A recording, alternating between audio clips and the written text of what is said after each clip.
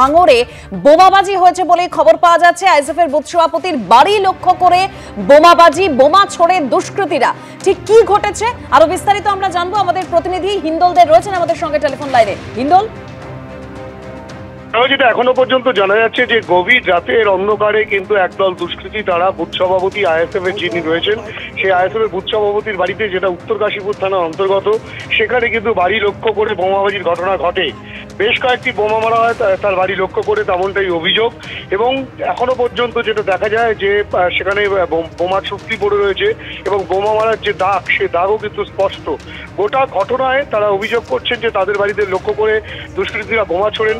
রাজনৈতিক দলের কথা এখনো পর্যন্ত স্পষ্ট করে তাদের বক্তব্য উঠে আসেনি, কিন্তু এই ঘটনার পেছনে কে বা কারা রয়েছে সে বিষয়টা স্পষ্ট করার জন্য তারা ইতিমধ্যেই উত্তর কাশীপুর থানায় অভিযোগ করেছেন। এবং সেই অভিযোগের পরিপ্রেক্ষিতে গতকাল রাতে কে বা কারা আসলো, দুষ্কৃতী কতজন ছিল, তারা কোন রাজনৈতিক দলের কিনা, সমস্ত বিষয়টাই কিন্তু তদন্তকারীরা খতিয়ে দেখছেন, তেমনটাই পুলিশ সূত্রে খবর।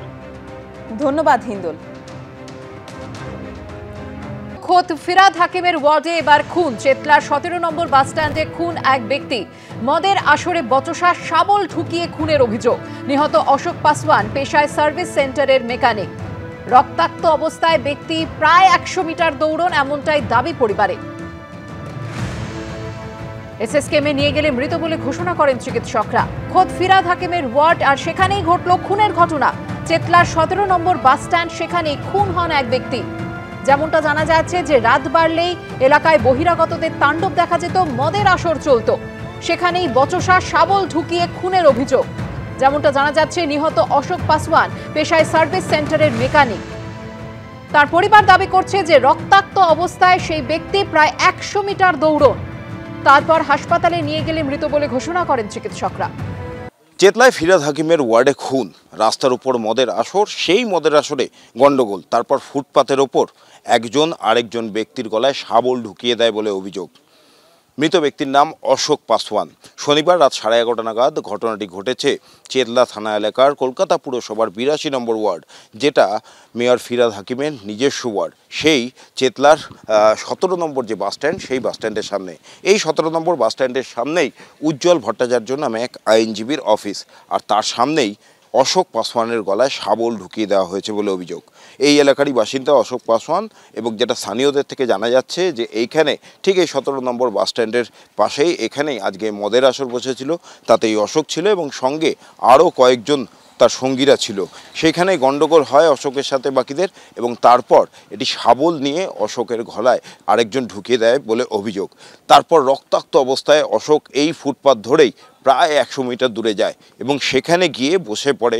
এবং তারপরেই স্থানীয় বাসিন্দারা তার পরিবারের লোকেদের খবর দেন। তারা এসে যতক্ষণে এখানে এসে পৌঁছান ততক্ষণে অশোক সংজ্ঞা হারিয়েছেন বলে জানিয়েছেন তারা, এবং তারপর এসএসকেএম হাসপাতালে নিয়ে গেলে চিকিৎসকরা তাকে মৃত বলে ঘোষণা করেন।